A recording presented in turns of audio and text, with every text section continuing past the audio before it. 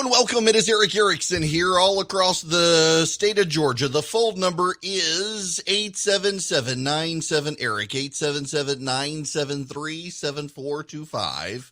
I told you guys we were picking up a station in Brunswick this week, and then we found an email from they had a technical problem. It'll be a Monday from yesterday.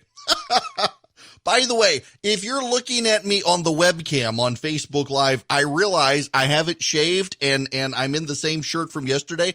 I promise I'm not having a nervous breakdown. My kid decided he forgot his glasses. He's had glasses for a year, but he hadn't really had to wear them a lot. Now he's kind of got to wear them constantly, and he's fallen out of habit. And he had a bad day and forgot to take his glasses to school. So I literally had to rush to school, drop off his glasses, get back, try to jump in the shower. I just grabbed what was there in the bathroom, not on the floor. I'd only worn this shirt 3 hours yesterday on the radio. In any event, that's more than y'all wanted to know. Hey, let's move to news. I've got news for you. He got a bunch of shots. I felt bad for the kid. He got 4 shots in his legs yesterday, and he's miserable. And so he went out of the house this morning and had a hot pad on his legs, and then forgot his glasses underneath the hot pad. So, I have done the research. I have. One day when I get rich and famous and have a nationally syndicated radio show, I will have interns. And the interns, no cigar jokes. You get that out of your mind. No, my interns will do my research for me. And they will do the Googling for me and the LexisNexis for me. Until then, I myself do my own research. I'm bad about delegating. I'm sure I could have found somebody to do it for me, but man, me and giving up control, stuff for people. It is tough.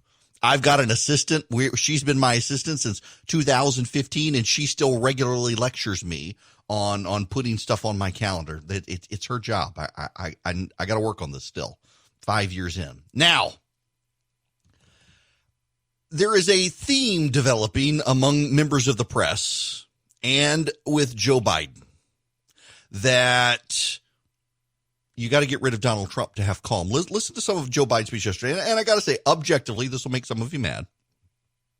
Objectively, for a speech, Joe Biden gave a speech. If you don't like Joe Biden, you're not going to like the speech. But just objectively, thematically, Joe Biden gave a good speech. But you need to listen to this. Frankly, I believe if I were president today, the country would be safer and we'd be seeing a lot less violence. And here's why. I have said we must address the issue of racial injustice. I've personally spoken to George Floyd's family and to Jacob Blake's family. I know their pain, and so do you. I know the justice they seek, and so do you.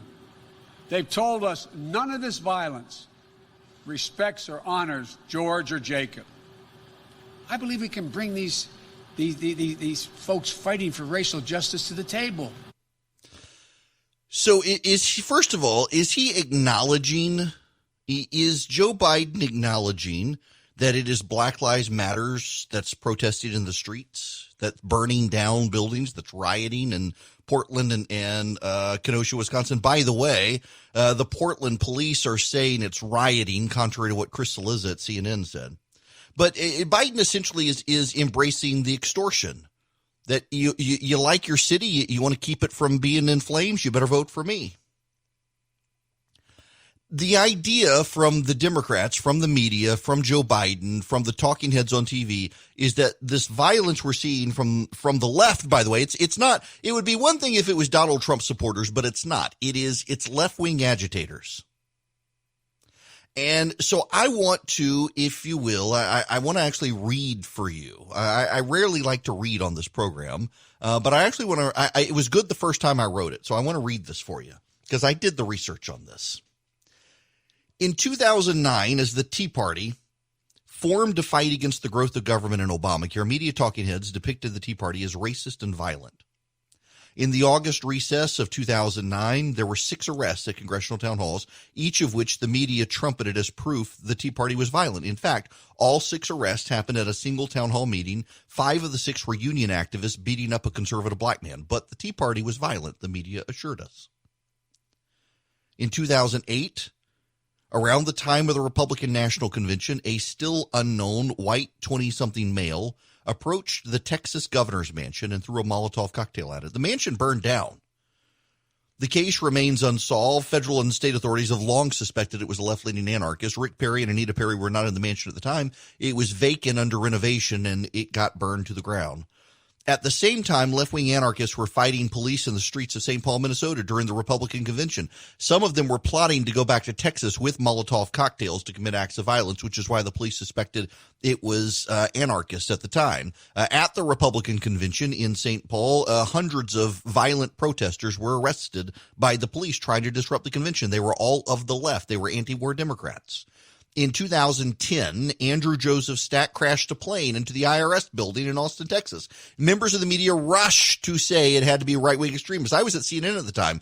I remember the suspicion that it might have been one of those Republican, conservative, arch-conservative Tea Party activist protesters. It turns out that Stack was crazy, and he was also a Marxist who had a suicide note in which he attacked corporations, the government's dependence on corporations, and the Catholic Church. In 2010, John Patrick Bettel opened fire at the Pentagon, and immediately blue check marks rushed to Twitter and said it's one of those crazy right-wingers. It's a Tea Party activist at Barack Obama's Pentagon. The Christian Science Monitor described Bettel this way, quote, an anti-Bush registered Democrat who believed 9/11 was planned and carried out by the U.S. government. In 2010, James J. Lee took hostages at the Discovery Channel, and yet again the blue check marks, the media talking heads, the pundits, rushed out to proclaim it had to be a right-winger who hated the Discovery Channel, was keeping people up to date on global warming and climate change and exposing conservative lies about the fossil fuel industry. Turns out that James J. Lee was a left-wing nutter who believed that the Discovery Channel and Al Gore were not doing enough to fight climate change. In 2011, Jared Lochner attempted the assassination of Gabriel Giffords. I was actually on TV that week on CNN, and I remember the discussions, the initial presumptions that he had to be some sort of right-winger, that he was inspired by Tea Party rhetoric, that Sarah Palin had something to do with it, with her mail piece that targeted Giffords' district, the warlike rhetoric from the right in the Tea Party movement in politics, as if both sides had to use warlike rhetoric in politics forever. It was Clausewitz who said, I think it was Clausewitz who said that war is politics on the battlefield, or war is politics by additional means. War and politics have always used the same rhetoric, and yet somehow this was uniquely a Tea Party Sarah Palin problem. It was them to blame. It turns out that Lochner, to the extent he was political, he was on the left, but he really wasn't political. He was just mentally ill. In 2012, during the Republican National Convention, left-wing protesters stockpiled 300 tiles, bricks, pipes, and riot gear to disrupt the RNC. An embedded police officer who had gone undercover and rose to be a leader of the protest movement was able to scuttle efforts to sabotage the Republican convention by left-wing activists. And yet time and time again, the media blamed the Tea Party and called them violent extremists. And when it was exposed that the violent extremists were on the left, they immediately got memory hold and the media made it all disappear. Even James Hodgkinson fell out of the headlines the moment it became apparent he was a Bernie bro. James Hodgkinson attempted the mass assassination of Republican members of Congress. If a Tea Partier had tried to commit a mass assassination of Republican members of Congress, do you know how many days it would be in the headlines? Hodgkinson lasted no more than 3 days in the headlines. In fact, Jared Lochner was longer in the headlines over the attempted assassination of Gabriel Giffords until the moment it turned out there wasn't a Tea Party angle and they dropped the story. In 2014, Ismaili Brinsley traveled from Baltimore, Maryland to New York City and executed 2 New York police officers, Wenjin Liu and Rafael Ramos. They were execution-style assassinations coming on the heels of public comments Barack Obama and Eric Holder had made about the police and law enforcement's failures in dealing with racial minorities after the Eric Garner situation. Rudy Giuliani went out and blasted Obama and Holder for their rhetoric, saying it was contributing to the violence against the police. And editorialists from the New York Times to the Boston Globe said that only the perpetrators can be blamed. You can't blame someone's rhetoric for violence. You can only blame the violent persecutors or the violent extremists. So yesterday, Joe Biden gives a speech. He claims the violence would continue so long as Donald Trump remained president. He claimed Trump uniquely fostered the violence. Now, Joe Biden, if you will recall, is a man who once told an audience of black voters in South Carolina that Republicans would put them, quote, back in chains, end quote. He worked for a man who on the campaign trail in 2008 told his supporters, when they, meaning Republicans, bring knives, we bring guns to the fight. He told Hispanic voters to punish their enemies at the poll and made clear to them that he was referring to Republicans, and only later, when called out by Republicans on it, apologized for his remark. He told his voters to get in Republicans' faces, get in their neighbors' faces, and argue with them. His campaign, if you will recall, also in 2012 pioneered sending postcards to voters to tell them that their neighbors were Republicans who had already voted. He set up a website where you could go see who your neighbor was, how they were registered to vote, and whether or not they had voted. And yet the media ignores all of these things. Somehow it's uniquely Donald Trump is bad, that everything was peaceful before then.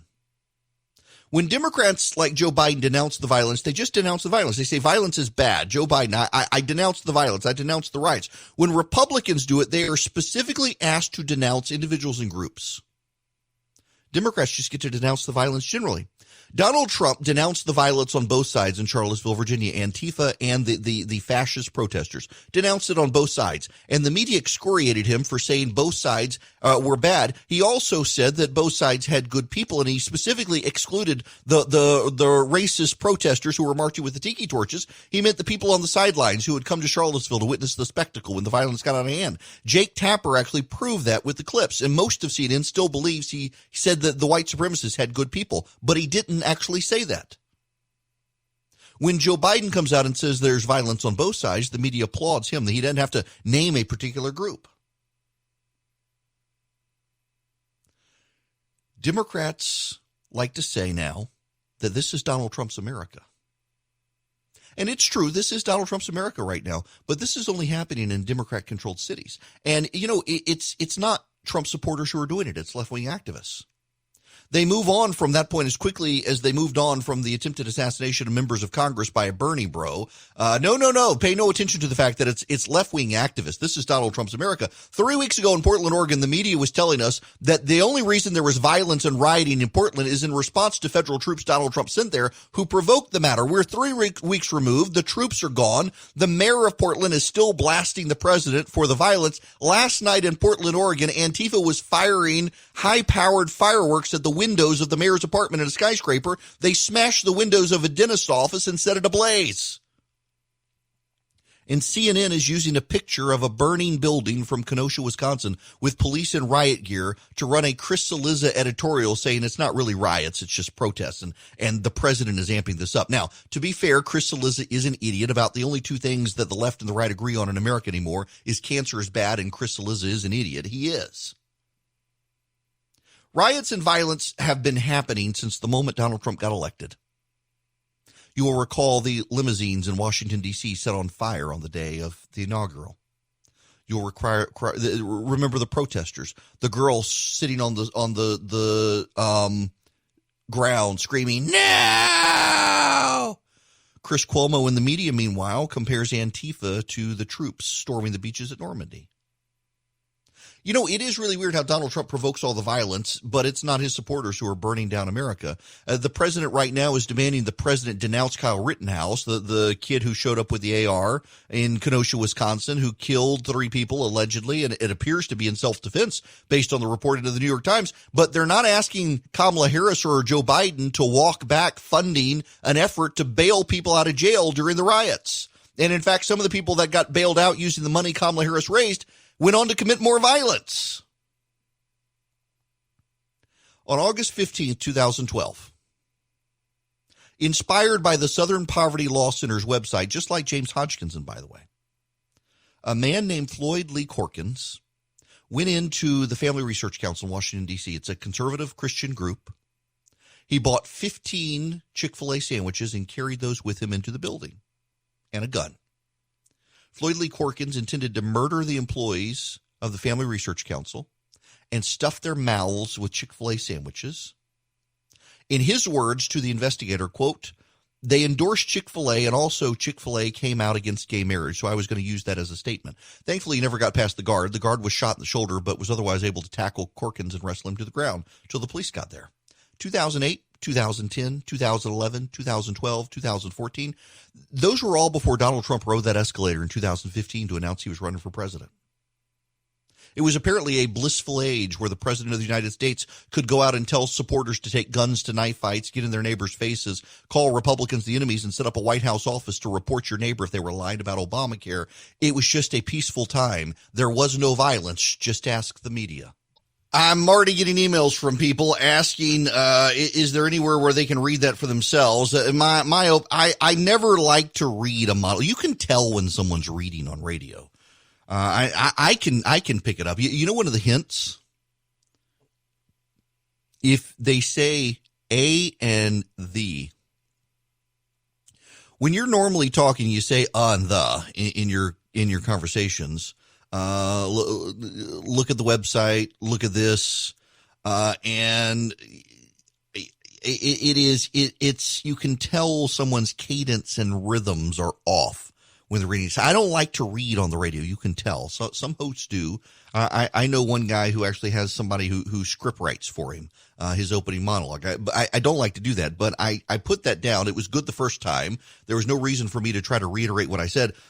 So it is in writing. If you want to see that, if you need it for your friends to show them that this isn't some uniquely Trump phenomenon. And that's the thing that bugs me about this right now, is the claim that it is a uniquely Trump phenomenon. It's not. So if you want it, text the word data to 33777, and I'll send you back a link to where I wrote it. It's free. You don't have to pay anything. But it is a history of the left-wing violence during the Obama years, so that you yourself or your friends who start questioning you can document it. You'll also, if you text data to 33777, you'll get the Robinhood link, and you'll get the link to the Georgia Department of Public Health so you can see the numbers. By the way, good number trends continue in Georgia. Really good number trends continue in Georgia. In fact, over the weekend, multiple hospitals in the metro Atlanta area reported not a single emergency room visit from someone with COVID-like symptoms for the first time since May. That's really good news. So text data to 33777. You will get the link to what I wrote about the history of left-wing violence during the Obama eras. And there are lots of links in there. You can follow the links and go down the rabbit hole. I mean, you can see the clip of Barack Obama telling people to get in their neighbors' faces and argue. You can see the clip of Joe Biden telling black people that Republicans will put them back in chains. You can follow through the rabbit hole and see Barack Obama telling his supporters to take guns to knife fights. I got all the links there. You can find the links to the 2010 guy who flew the plane into the IRS, where he himself says that he's a self-described Marxist. You can find the links to the guy, the Christian Science Monitor article that describes accurately the guy who shot up the Pentagon as an anti-Bush Democrat. And you don't hear about this stuff. You don't hear about James Hodgkinson anymore. It just falls out of the headlines. They want you to believe this is a uniquely Donald Trump phenomenon, so I've got the documentation. Text data to 33777. You can see it for yourself. It burns me up to have the media have that level of a double standard and just flat out lie about violence during the Obama years, particularly when Barack Obama himself provoked it. Let's not forget, he set up a war room in the White House over Obamacare where you can turn in your neighbor for supposedly lying about Obamacare. You don't have to believe me. I've embedded the video from Linda Douglas, who ran the office, encouraging you to turn in your neighbor. Good grief. Speaking of things that burn me up, let me talk about Chris Burns. Dynamic Money, they're sponsored to the program. This is a relevant time for me to tell you. DynamicMoney.com is their website. If you need financial planning help, if you need help with your 401k, if you're a business and you need someone to come in and talk to your employees about retirement right now with the market as crazy as it is, Dynamic Money, they're fee only. And that is important. Why? It means they're not going to sell you a product. They're not going to try to steer you towards an annuity or life insurance or anything else. They're not going to refinance your house. They'll tell you who to go to refinance your house. They're like general care physicians, primary care physicians for your finances. They look at everything from how much you're paying for your car insurance to what your mortgage rates are, to what you're saving, to what you're not saving, to your 401k. They help you make readjustments. They'll do it for you if you give them the permission. Otherwise, they'll tell you what to do. They have helped my wife wife and me, we were customers long before I started this. I could not have started this radio show but for them. Dynamicmoney.com. Go check them out today if you need financial help. Dynamicmoney.com is the website. Hello there. It is Eric Erickson here. The phone number is 877-97-ERIC, 877-973-7425. Well, it looks like the phone lines are temporarily turned off. They'll be open here shortly. And then you'll be able to call in. I want to do a deep dive on the polling later. And stick around with me. We're not going to get to it right now. I want to talk about something more important before we get into a deep dive in the polling and whether or not there is a shift. Is there a balance? What are the trend lines? What do we say? But right now, I want to talk about something bigger. This doesn't get a lot of attention. You know, there's actually a lot of data out there in the media, and I've read the studies, and it's actually very fascinating. And I got into an argumentative discussion yesterday with a listener of my other program who said I was contradicting myself on COVID versus these other things. And I want to be real clear here so you don't fall into the trap she fell into. There is people in radio and television do a lot of research into what to cover and not to cover. And COVID is a situation where all of the research has said the more you cover it, the better off you are in ratings. And the reason is because everyone has been concerned about it. Now, that's starting to fade some. In fact, there is some suggestion in the research now that people are tired of the topic. But over the last number of months, there's been a ton of research that people actually really care about the topic. They're concerned for themselves and their family. They're worried about getting it. And they want to know what's going on, what the numbers are, what they need to be looking out for. And so the media has amplified those stories to a degree, not because they think it'll hurt the president, but because the ratings suggested this is a topic people would really be interested in. And to the extent that they could go after the president, so much the better. There's also a ton of research out there on the opioid crisis. You will hear about the opioid crisis in newspapers. You will hear about the opioid crisis on national television programs. Rarely will you hear in-depth reporting on the opioid crisis in a local newspaper or on a local television or radio station. And the reason is pretty simple. Most of you know someone who struggled with addiction with painkillers or lost a loved one to painkillers or the opioid addiction issue. And nobody wants to hear about it. Nobody wants to be reminded of it. With the difference between COVID and opioid is that with COVID, you want the information to prevent yourself and your family from getting it. You want to keep your family safe. With the opioid crisis, you know someone who's been affected by it, and you don't want to be reminded of it. In the same way, there's a ton of research that shows people really get weirded out, freaked out, depressed by stories about child trafficking. And so you don't get a ton of news coverage on that topic because it kills ratings. And with apologies to the local radio stations, that's what I'm about to talk about. And I know that it is a topic. There is actually a lot of research in the media that this topic so depresses people, they don't want to hear about it in the same way with the opioid situation. But I want to talk about it for a minute, because there's good news. In Georgia, Operation Not Forgotten, I mentioned this to you already, from Macon to the Atlanta suburbs, a 20-county range from Cherokee County down to Bibb County, following I-75 and 85, Georgia authorities and federal marshals were able to rescue 39 kids. The majority of those kids were considered endangered. Endangered means they had been taken by a relative or someone the family knew. They were not brought home under questionable circumstances, and family members were concerned that they could be being trafficked, and in many cases they actually were. A minority of them, and I want to say it was 10 of them, 19 endangered and 10 missing. Missing kids are kids who had disappeared, kidnapped or run away from home. Families couldn't find them. And they were being trafficked sexually. Federal authorities have arrested dozens of people related to this in Georgia. Family members who were trafficking the kids or had kidnapped the kids or were grooming the kids. Others who kids had been passed off to.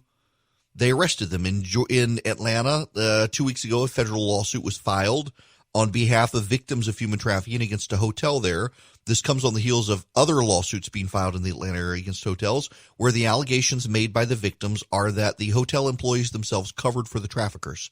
They notified the traffickers when police were in the area. When kids would escape and come looking for help from the front desk would call the traffickers to get the kids back. This has been documented. There are lawsuits filed. There are federal investigations into this.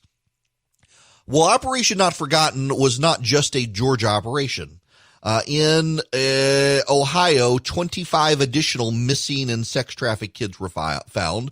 The missing kids ranged from age 13 to 18, and they were found across the state of Ohio and down to Miami, Florida.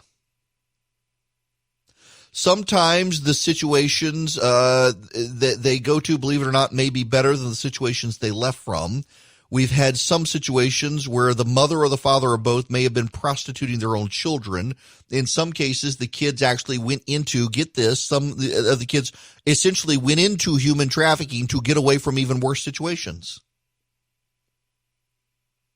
There were 26 missing kids from Ohio, 13 in Georgia and Florida found. There were 39 overall. Then there was a third effort that arrested 27 Ohio men in Cuyahoga County for engaging in sexually explicit conversations with underage agents posing as police. This is a pretty significant deal by the federal authorities and by local officials in Georgia and Florida and Ohio, and awful that this happened. Let me read you this from The Blaze as well. U.S. Marshals located 25 missing and endangered children from Ohio in the last 20 days. U.S. Marshals work with local and state authorities in Ohio to track down the missing kids. The missing children, who were between the ages of 13 and 18, were found in Cleveland, East Cleveland, Euclid, Willoughby, and as far away as Miami, Florida. These kids that have been abused and neglected, some involved in human trafficking, sometimes the situation they go to, believe it or not, is better than the one they left behind. We're trying to do our part. A number of these children had gone to hospital after we recovered them to get checked out. So again, it's something we take very seriously. Earlier this week, U.S. Marshals rescued 26 kids and located 13 others. Those were ages 3 to 17, found in Georgia and Florida. Of the 39 children, 15 were victims of human trafficking. The men arrested were between the ages of 21 and 61.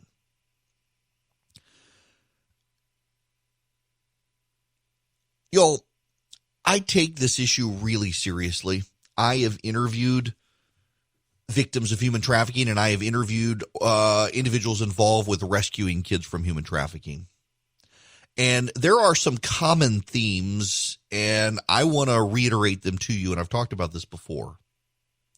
One of them is broken homes. In fact, one of the U.S. Marshals said that those who prey on these kids look for kids in broken, battered homes. If a parent is abusive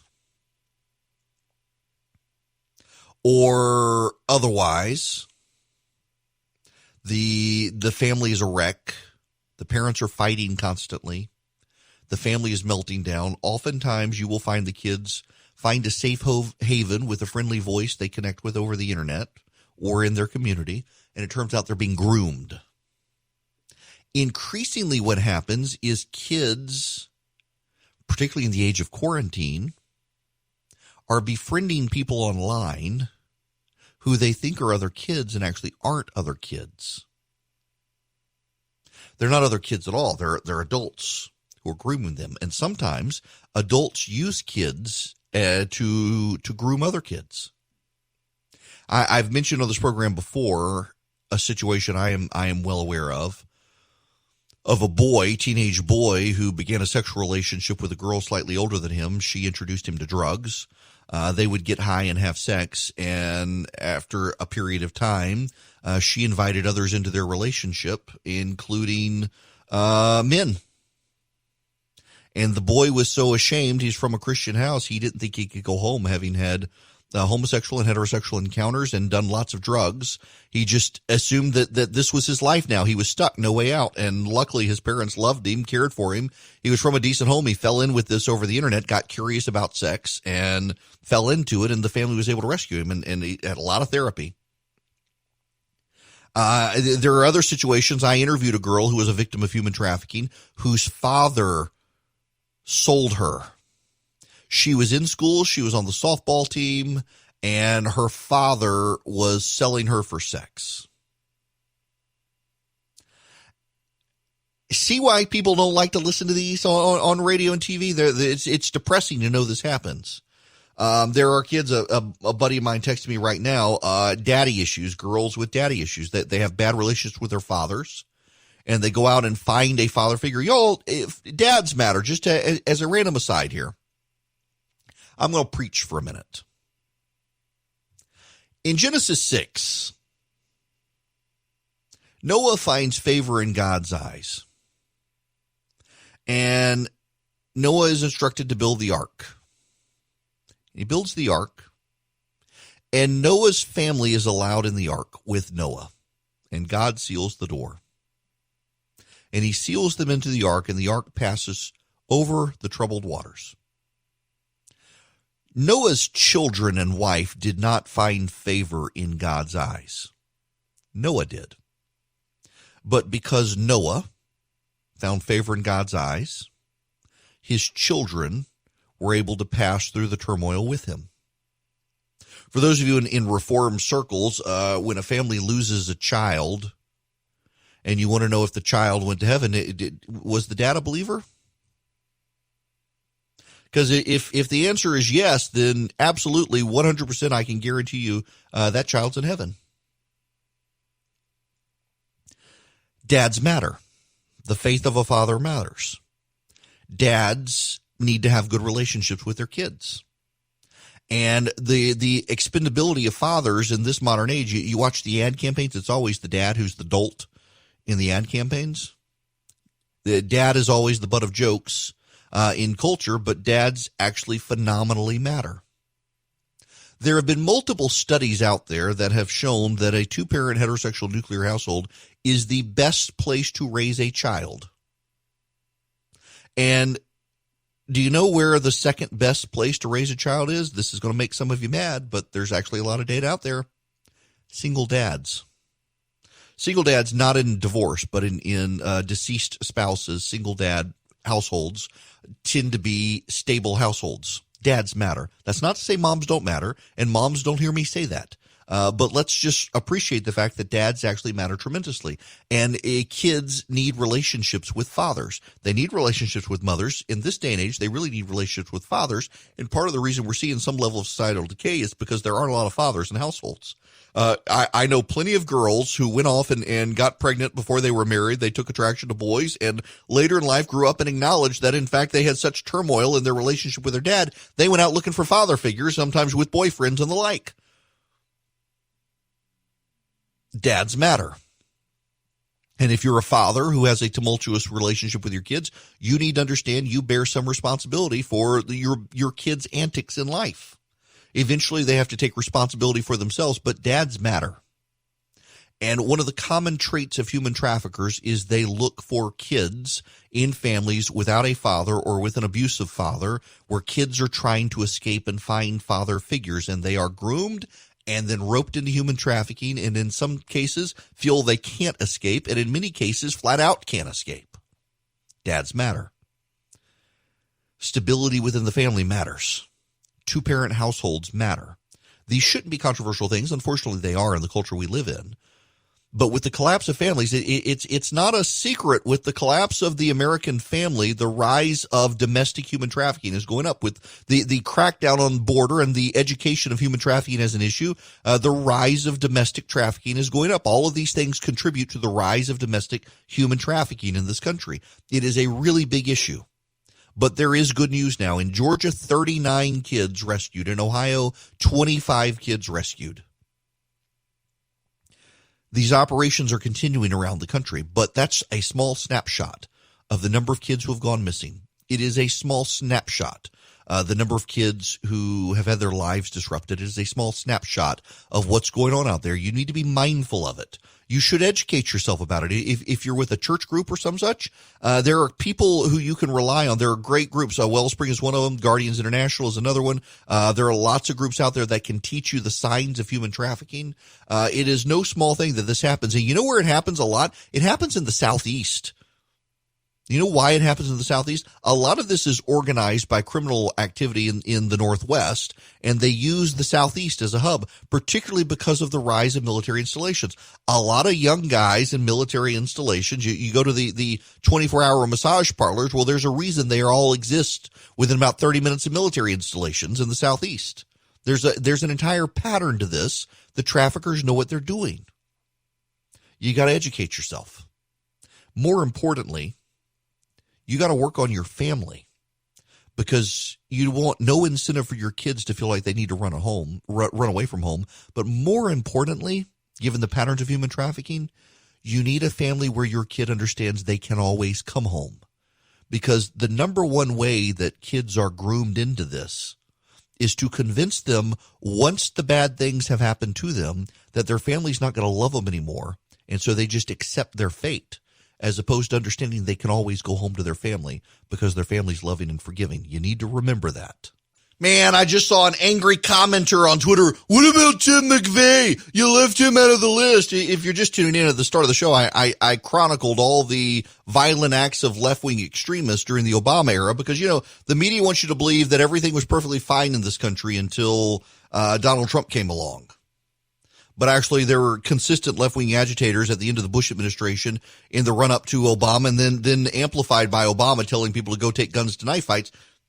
By the way, you can see everything I wrote. If you text the word data to 33777, text the word is data, D-A-T-A, text that to the number 33777. I'll send you back a link so you can see it all yourself. But one of these people, what about that Christian who blew up the Oklahoma courthouse, the Murrah Federal Building? It really is amazing to me how the left has clung to the mythology that Timothy McVeigh was a Christian. In fact, in every interview Timothy McVeigh gave, he acknowledged he grew up in a Catholic household and rejected Christianity as mythology. Virtually every interview given where he was asked that question, McVeigh flat out acknowledged, admitted and said that he was an atheist. He wasn't a believer at all. And yet to this day, people on the left want you to believe that Timothy McVeigh was a Christian. And it says more about those people than it does Tim McVeigh, actually. The smug beliefs that make people sleep well at night, that they're morally superior to other people. That's why people do things like that. That's why they want you to believe that that Tim McVeigh was a Christian. And by the way, that's not to dismiss that there were acts of violence prior to even Barack Obama. There have been in this country. The point of the entire piece this morning, and the point of my opening monologue, though, was to show that you've got an entire media operation right now that wants you to believe that Donald Trump is somehow uniquely bad, and that somehow or another all of the violence we're seeing now is unique to this age, and that nothing like it ever happened before. And that's simply not true. 2008, 2010, 2011, 2012, 2014, 2016, there are ample evidence and examples of violence from the left that the media, by the way, characterized as violence from the right until it was exposed and they immediately dropped the story. The greatest example of all of this is James Hodgkinson, who attempted the mass assassination of members of Congress. And the moment it turned out he was a Bernie bro, the story disappeared. By the way, I'm not actually making that up. I've done the research. Hodgkinson stayed in the news for 3 days. And then the FBI reported that he had favorited on his Facebook page the Southern Poverty Law Center, and that he was a Bernie Sanders supporter, and that it was all the left-wing rhetoric about Republicans. He was really concerned Paul Ryan really was going to shove grandma off the cliff that caused him to have to act. the attempted mass assassination of Republican members of Congress by someone fueled by left-wing rhetoric.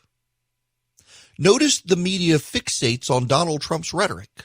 They fixate on what Donald Trump said. What about the Democrats? Why will the media not hold the Democrats accountable for what they've said? Because, to my knowledge, Donald Trump has not inspired anyone to commit mass assassination on Democratic members of Congress. But Bernie and Elizabeth Warren and Nancy Pelosi and the Southern Poverty Law Center, they inspired the mass assassination attempt of members of Congress. The Southern Poverty Law Center was also where Floyd Lee Corkins drew his inspiration to go try to shoot up the Family Research Council as an anti-gay organization. Let's not revise history. You can see it all for yourself. Text the word data to 33777.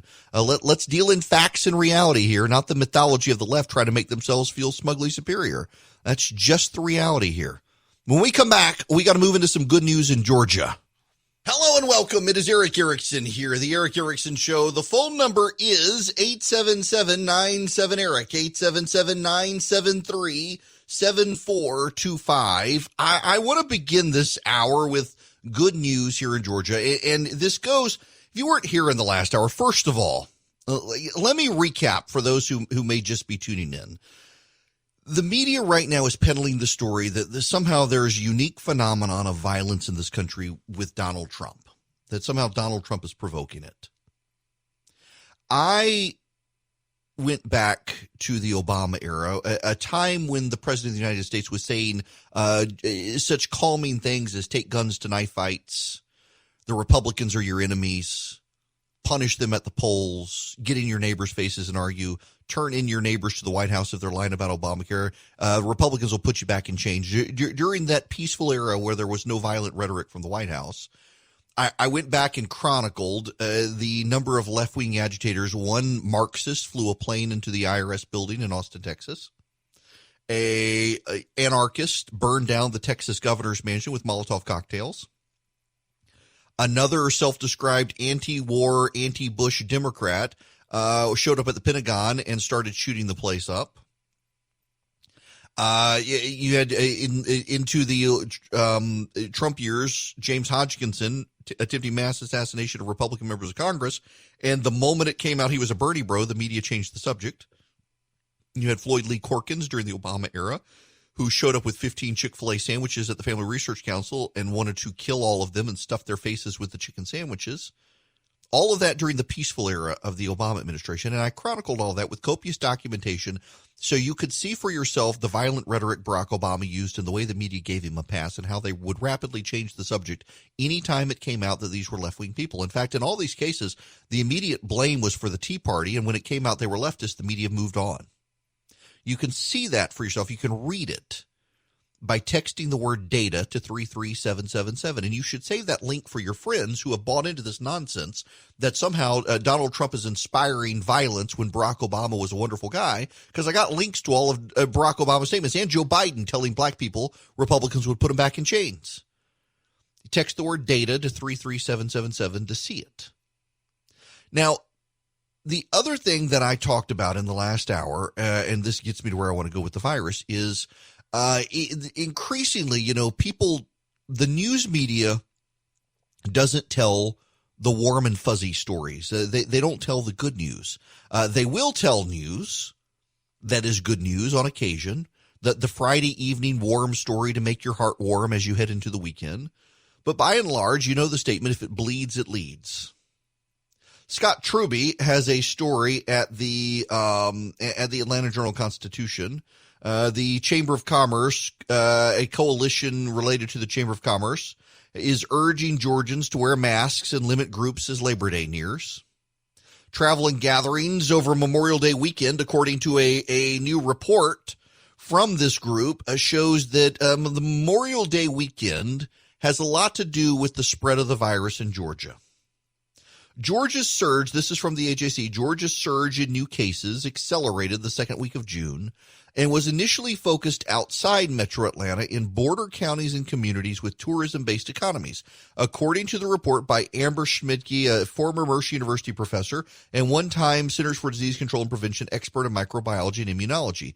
The virus then spread in Metro Atlanta counties, reversing gains those counties had reported in the few weeks between Georgia's reopening, April 24th, and Memorial Day. Overall, Georgia reported a more than 600% increase in the daily rolling average of cases from Memorial Day to July 11th, the peak of the summer surge based on reports onset of symptoms, according to Schmidtke's analysis of Georgia Department of Health data. Now, there are a couple of things here you need to understand. They're saying it's not really the protests. I would take issue with that. But what they do note is that the surges in cases started after Memorial Day in counties that are tourism-based. So the surges in cases started in northeast Georgia, in the Lake Rabun, Lake Burton area, in the Hall County area around Lake Lanier, in the Savannah region, in the McIntosh County area in southeast Georgia. In those areas, that's where the surge started. Chatham County and south along the coast, the northeast and northwest Georgia mountain areas. That's where the surges started. And then it moved to the Metro Atlanta area, and that's why they're discounting the protest. I would quibble with that, but you need to understand that. That's what they're saying. And they're looking at where the virus began and where it spread to, and it began in those areas where people have vacation homes or went on vacation along the coast, and then the virus moved into the metro area when those people came back after Memorial Day. And that's how they're attributing it to that spread. There are a couple of things that you need to note here. If that was the case, if it was along the coasts and it was along the lake region and the mountains in northeast and northwest Georgia, and then it spread to Atlanta, you know who's not to blame? Brian Kemp.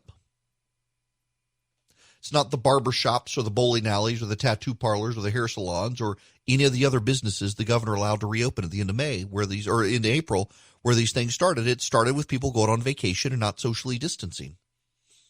It was the protesters, too. Let's just be real honest about this.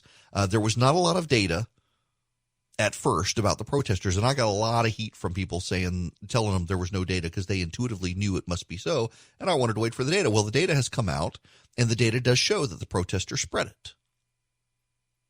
And the AJC, or this report, I guess, is making light of that in Atlanta because based on their trends, there wasn't a massive spike in Atlanta until people who got it on Memorial Day came back. And that's fair, but we should also be mindful of the fact that if you're looking at the 2-week spread, it takes about 2 weeks. The protest started Memorial Day as well. And there were people from those areas of the state who came to Atlanta to protest and then went home. And we should be mindful of that. But we also need to be mindful of something else. As much energy has been spent trying to blame Governor Kemp for the spread of COVID-19 in Georgia after reopening the state, the fact of the matter is the state was doing really well for more than a month after the governor reopened the state. And then when the protests and Memorial Day weekend all collided at the same time, then you see the spike several weeks later. But we're now headed in the right direction, even with schools opening. Even with the great freakout. You know how many cases there were confirmed yesterday, August 31st? 1,523 cases yesterday. That's it. 2,422 on August 29th. 2,548 on August 27th. 2,976 on August 21st. And that's down from 4,812 on July 24th. That was the high date. If you want to follow along in the moving average, you got to go all the way back to June to get comparable data now. We're headed in the right direction. We should be happy.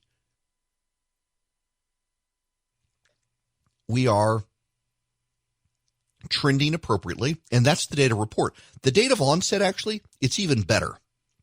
The date of onset is better because remember what happens with the reporting, and I realize this is broken record.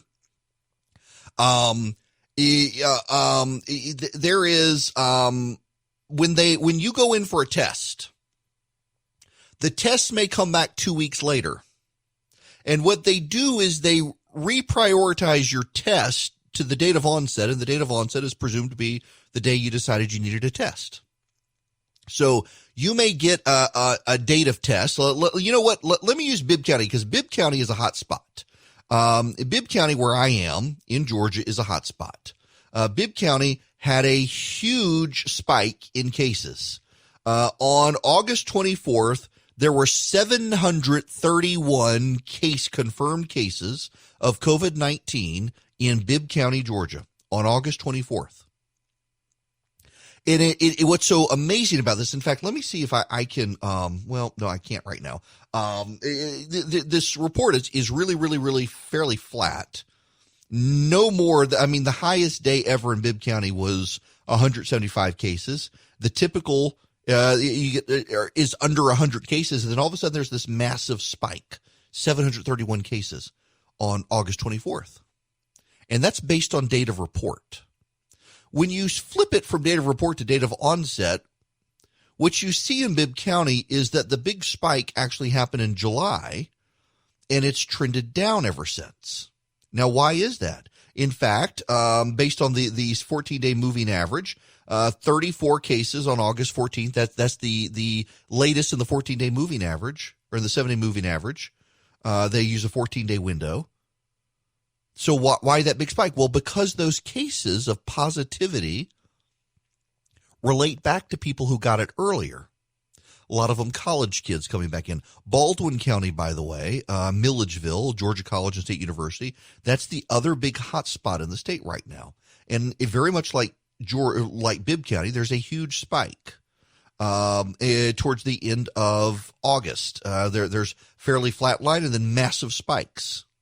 Now, why? It has everything to do with college kids coming back and the college kids getting their tests and then reprioritizing when the date of symptoms began and moving those back. So the spike looks current, and if you read your local headlines, it looks like there's a massive outbreak happening right now because the college kids are getting tested. But actually, when you prioritize it to when did the symptoms actually begin or when did they actually get their test, it moves it back into late July, early August.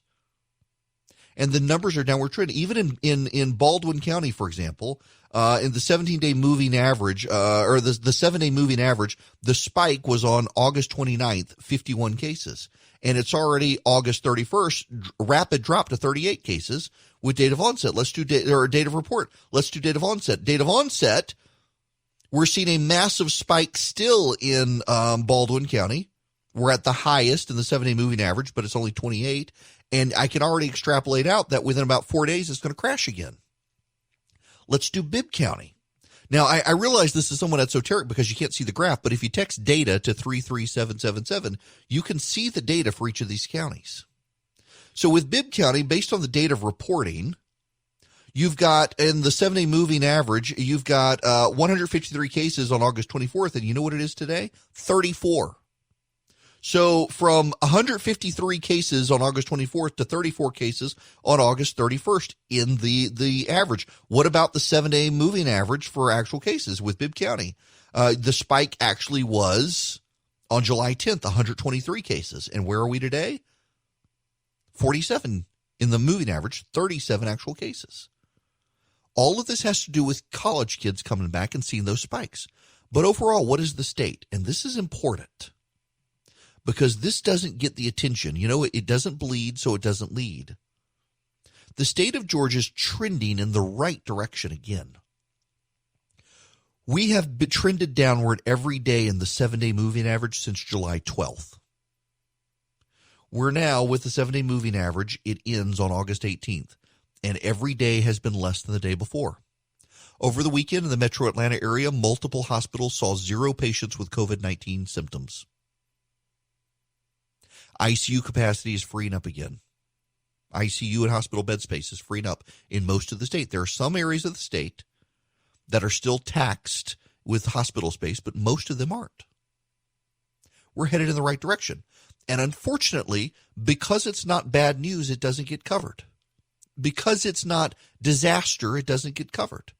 the White House, all the nightmare scenarios. Oh, Georgia's leading the nation. What's going on in Georgia? Georgia's bad. It turns out actually that Georgia is now out of the top 5 for the White House. What about the spread in Georgia? What's the rate of transmission has remained below 1 since July 2nd.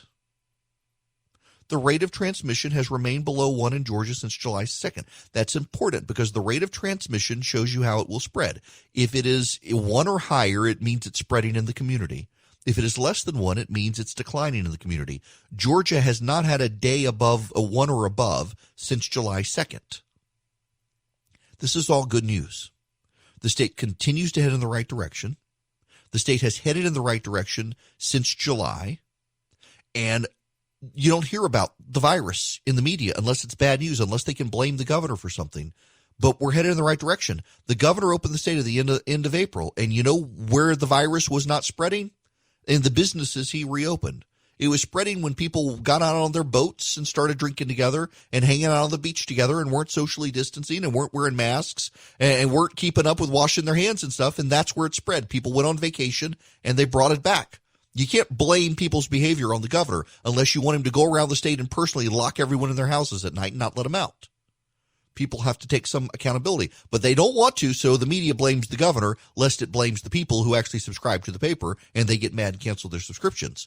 But the reality is Georgia is headed in the right direction, and we should be willing to acknowledge the state is headed in the right direction, and we should be willing to acknowledge that the governor reopening the state is not what caused the spread of the virus.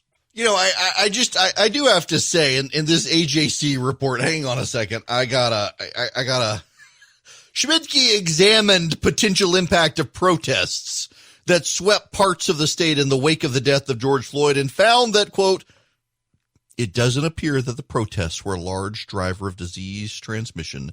Many of the protests occurred in Fulton and DeKalb County. Though cases of the virus grew in those counties in June and July, they were not hot spots in the rate of case growth compared to population, as many rural Georgia counties were.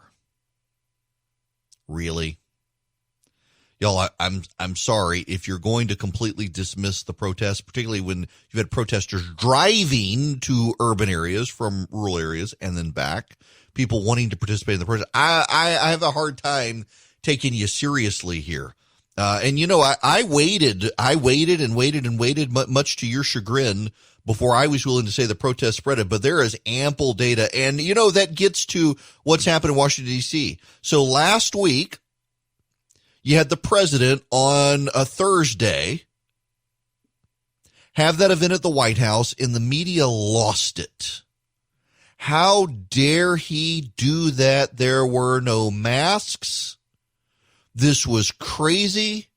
How could the president do this?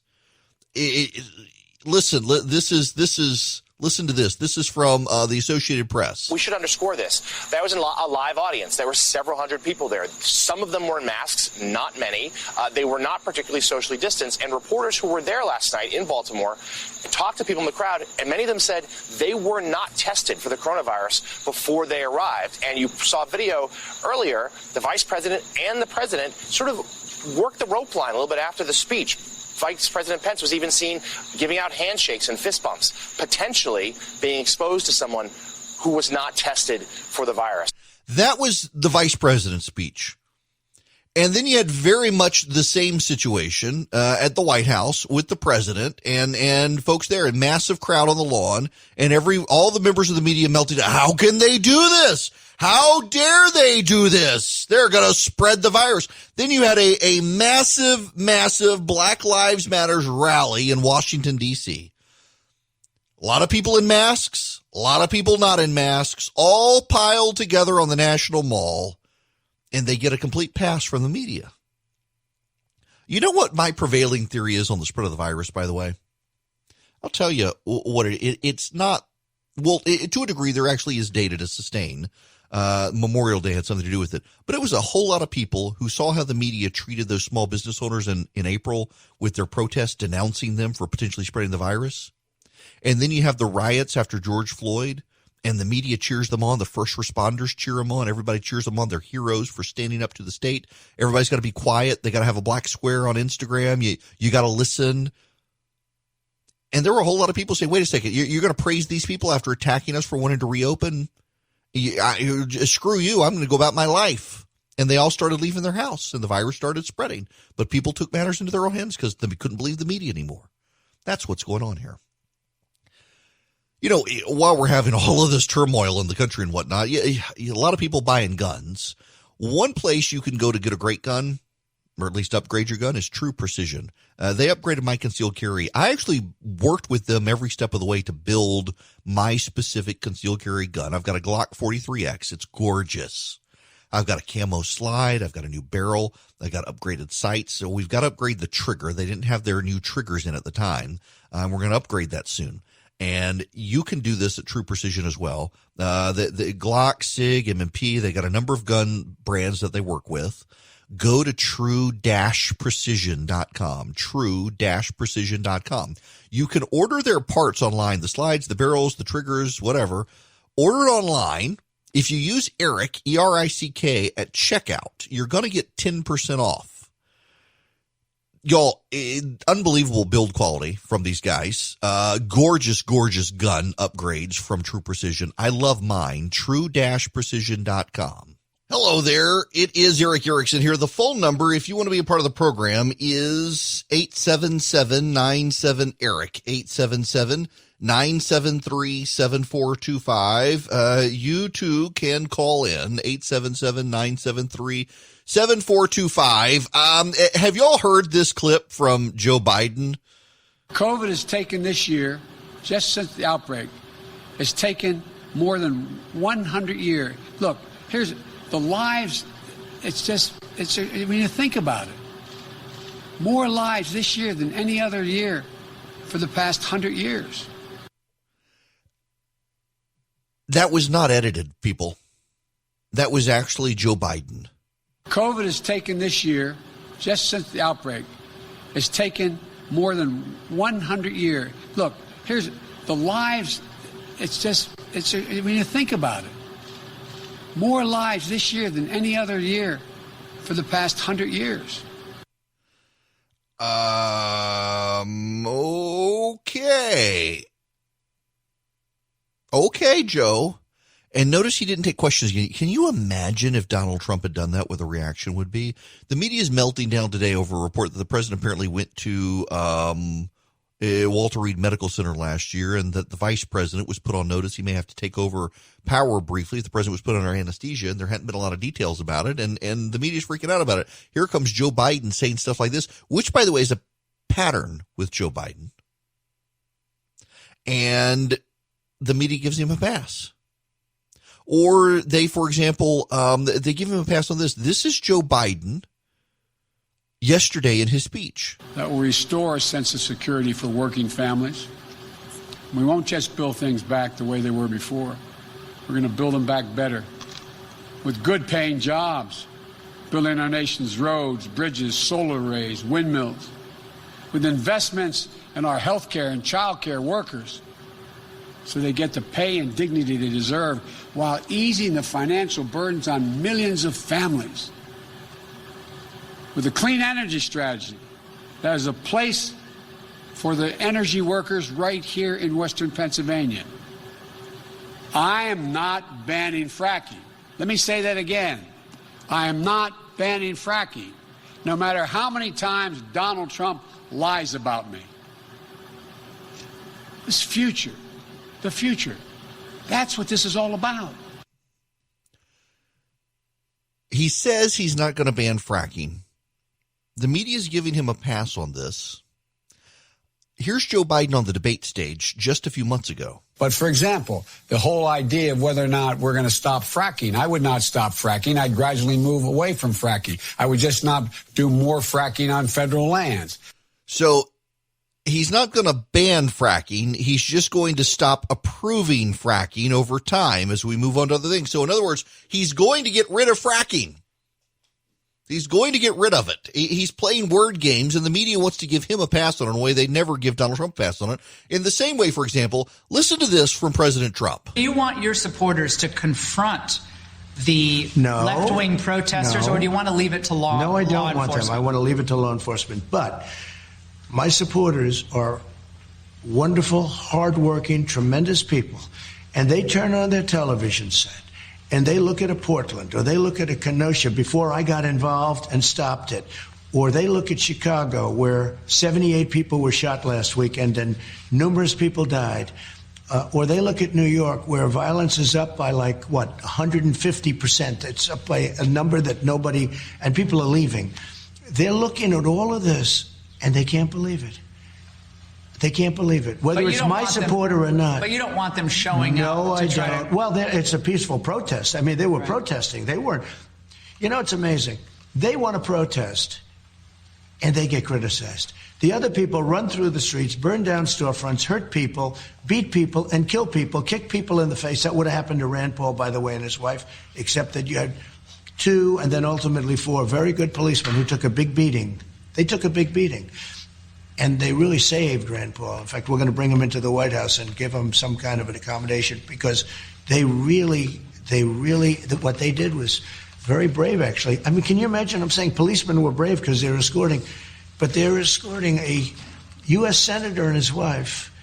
And as Rand said, he would have been killed if they weren't there. Couple of things here. Good for him for recognizing those police officers, but also notice he said he doesn't want his supporters to play police. He said that to Laura Ingraham on Fox News. How much of the media has focused on that? They want him to denounce Kyle Rittenhouse. They want him to denounce Kyle Rittenhouse while giving a complete pass to Kamala Harris for raising funds, bailing the bad guys out of jail. And then there's this from Joe Biden. I want to make it absolutely clear, something very clear about all of this. Rioting is not protesting. Looting is not protesting. Setting fires is not protesting. None of this is protesting. It's lawlessness, plain and simple. And those who do it should be prosecuted. Violence will not bring change. It'll only bring destruction. It's wrong in every way. It divides instead of unites. Destroys businesses, only hurts the working families that serve the community. It makes things worse across the board, not better. No, it's not what Dr. King or John Lewis taught, and it must end. Fires are burning, and we have a president who fans the flames rather than fighting the flames. The media loved that line. The president fans the flames instead of fighting the flames. Is that like Barack Obama telling his supporters to take guns to knife fights? Is that like Barack Obama telling Hispanic voters Republicans are the enemy, punish them at the polls, which he had to ultimately apologize for? Is that like Barack Obama telling his supporters to get in their neighbors' faces and argue with them? Is that like Barack Obama telling people to turn in their neighbor if they lied about Obamacare? I mean, all those things happened and the media gave them pass. I could do an entire show on the double standard of the media with this, and I don't want to because I personally, at this point, find it boring because I could talk about it every day. The fact of the matter is, though, what's going on here is you're not hearing the president say he doesn't want his supporters to play police officer, which he said. The media said, when is he going to denounce us? When is he going to tell us something? Well, he already has done it. But Joe Biden, you never actually hear Joe Biden denounce the specific protesters who are burning places down like Antifa. Just general blanket, I denounce the violence. And, see, he's calling them out. But he's not. He's not. I resent the double standard by the media at this point. I resent the double standard because it provides a false picture of what's happening in the country. And the media is notorious about doing this. The media is notorious about taking the side of the left. Now, you all know this. I'm not speaking on a turn here.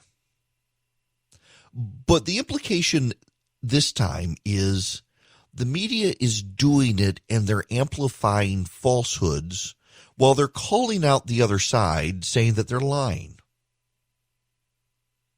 And the reality is that while the media has always leaned left and the media has always been sympathetic to the Democrats, they've never actively, in my mind, withheld information to the point that they clearly are playing at partisan games. I mean, they've always been Democrats. Don't get me wrong here. I'm trying to be very careful in how I say this.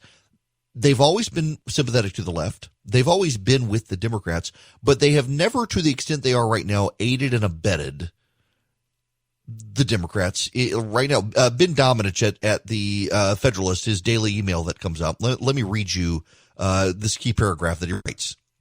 Even by the measure of a media that has gaslit the American people through the Steele dossier, the P-tape, the Russia hoax, the Secret Server hoax, Christine Blasey Ford, E. Jean Carroll, the Ukraine impeachment, and everything in the Trump Middle East policy causing World War III, this, what they're doing right now, shows incredible hubris. The idea that there are no riots, but Donald Trump is fanning the flames of the violence. Because that's the line you hear. Chris Cillizza at CNN says there aren't riots. They're just protests. Why isn't the president denouncing the violence? Well, you just said there isn't violence. So you want the president to denounce violence when you say there is no violence. Why? It doesn't make any sense. It's the double standard from the media in this continues to not make sense. The double standard from the media in this is indicative of people who are out to lie to you to advance an agenda. They've always shaped narrative more than fact.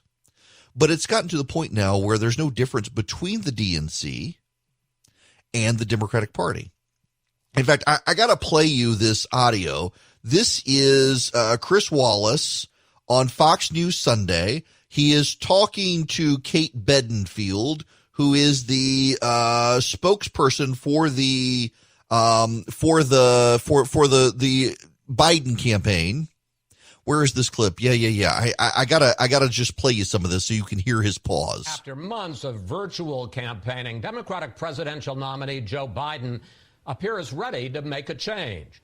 Joining us now, Biden Deputy Campaign Manager Kate Bedingfield. Kate? I'm going to skip ahead real quick to get to the relevant point here. We're going to do 1 minute in. Part of the reason that we are in the state of chaos that we're in this country is because Donald Trump has failed to lead on the coronavirus. He failed to take it seriously from the outset. And he's failed to be a uniter. He's failed to lead as we've been grappling with this moment of racial injustice in this country. So I wanted to address that from the outset because neither of those things were true.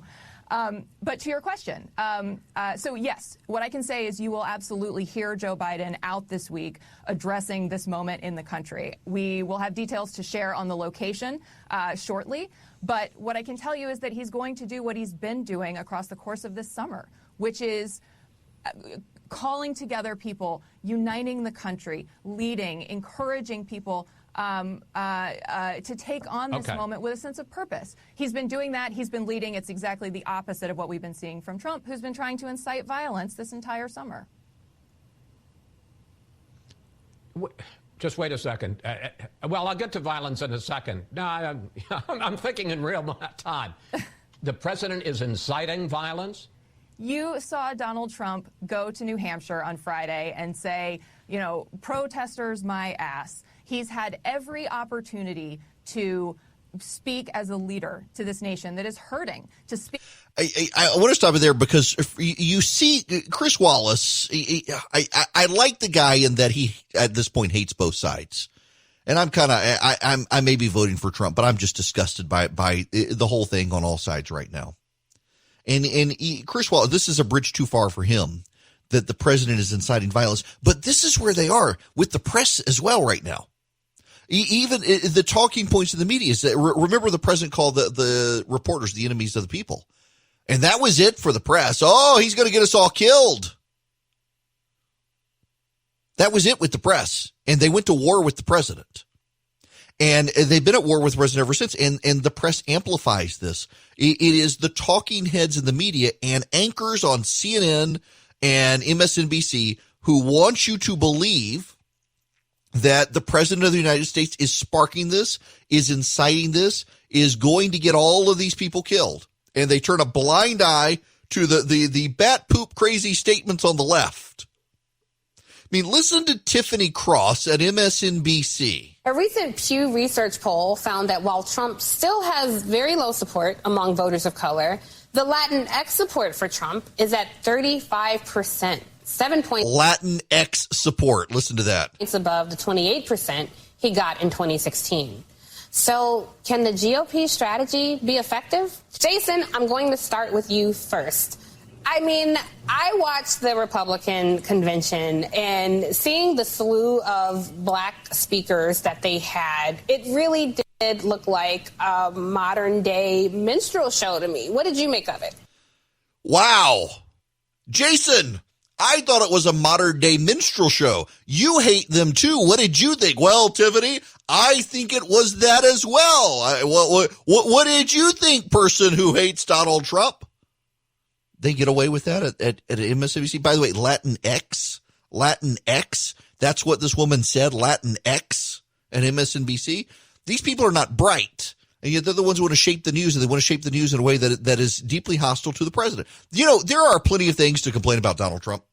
There are plenty of things the president does that bug me. These are not those things. Now, how is this played out in the real world? I want to do a deep dive into the polling in the 11 o'clock hour because there are some trend lines that are actually making everybody nervous right now that I want to get to. But I want to play this clip from Steve Kornacki. Steve Kornacki is kind of the data guy at MSNBC. You listen to this on Black Lives Matters. Yeah, we yet to be seen how what's happening right now is going to affect the polls, but we're getting a bit of a hint that already, as this began to play out in the last week, things were changing on the ground in Wisconsin in terms of public opinion when it came to the protest movement, when it came to Black Lives Matter. Let me show you what I mean. This was back in June. This was taken right after the George Floyd video, just as protests started to spring up across the country. The question here to Wisconsin voters, the Marquette Law poll, was, do you approve or disapprove of the Black Lives Matter movement, the protests that you're seeing? You see here, it was overwhelming support, almost, getting close to 2-1 there. This cut across party lines, this cut across racial lines, very strong support in June. Now, 2 months later, early August, they asked the question again, and you see in Wisconsin, there was a big shift here, a downward shift in terms of support here. The approve, disapprove number for Black Lives Matter dead even in Wisconsin. And again, these numbers are from about a week before Kenosha. So I'll step aside, make sure you see them here. These numbers from about a week before Kenosha. So it sets up the possibility here. Look, there had already been pretty significant movement. What will Kenosha do? Will it mean that approved number falls further? Will it recharge support for Black Lives Matter and stuff? That's the question. We want to get some more numbers on it, but we already started to see a trend here. The other thing we saw in Wisconsin polling between June and August, Joe Biden led in both polls, but the lead was narrower in August. Joe Biden led by 8 in the June poll over Donald Trump, only by 4, cut in half in the August poll. Doom and gloom. The president's making inroads. The Democrats are overplaying their heads. That's why you're seeing the great collective freak out in the media right now over what's happening. And that's why they're rushing to blame the president of the United States for everything. Because they're desperate for Joe Biden to win, and it looks like he's starting to snatch defeat from the jaws of victory. Hello there. The president is fanning the flames of violence, but these aren't actually violent protests. That is the media line of the day. Oh my goodness, y'all! We gotta move on from this. I want to go back to this Biden clip because there's a point that needs to be made here. Let me play this one more time. COVID has taken this year, just since the outbreak, it's taken more than 100 years. Look, here's the lives. When you think about it, more lives this year than any other year for the past 100 years. Can you all say a prayer for the sign language interpreter? Because I saw the video of the poor sign language interpreter, and for a minute there, it looked like he was just throwing up his hands. Like, I don't know either, guys. I just say a prayer. Say a prayer for the sign language interpreter. That poor guy, he's got his work cut out for him with the word salad that is Joe Biden's mind. I mean, it just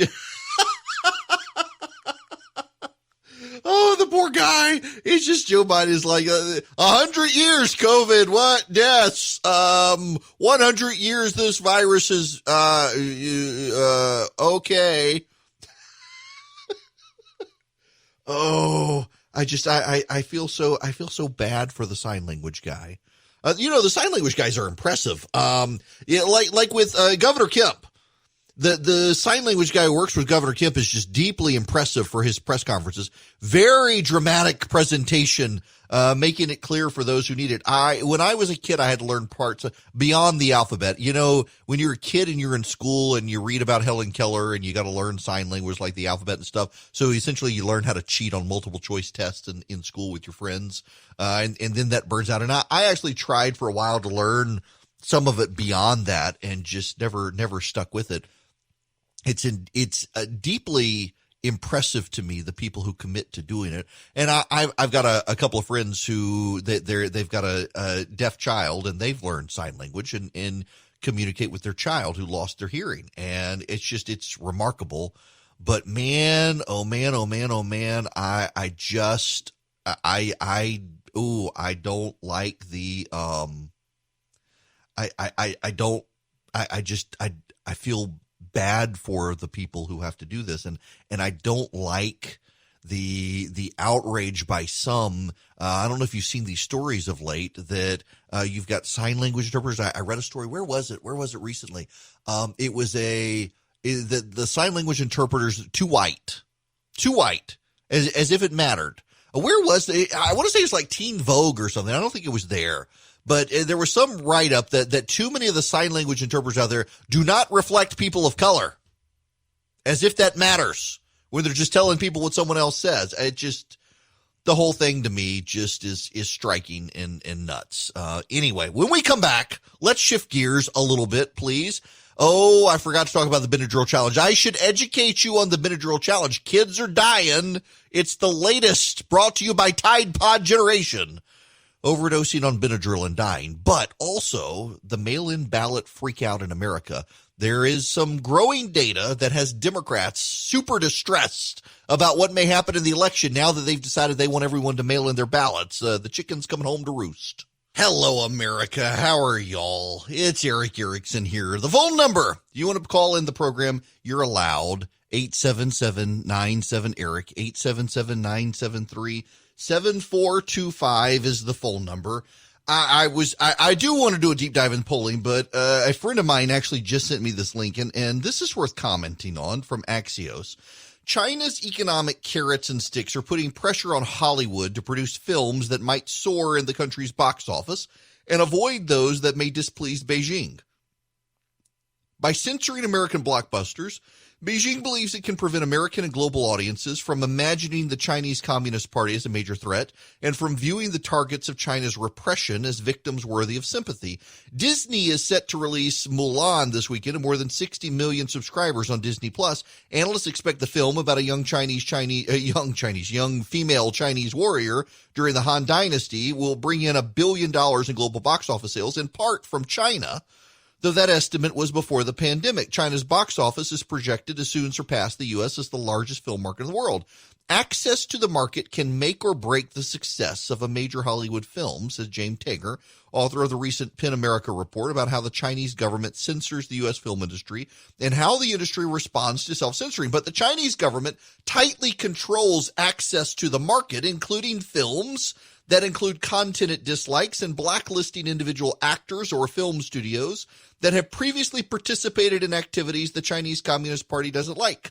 The result is an epic of self-censorship in Hollywood, says Ann Kokas, assistant professor of media studies at the University of Virginia and author of the book Hollywood Made in China. They're removing content that they worry could upset the Chinese government even before actually proposing it to the Chinese government, and there is pressure to include content that is flattering to Beijing, says the professor. Hollywood has played an enduring role in the creation of foreign enemies in the American imagination, from Soviet Russia to Middle Eastern terrorists in the post-9/11 era.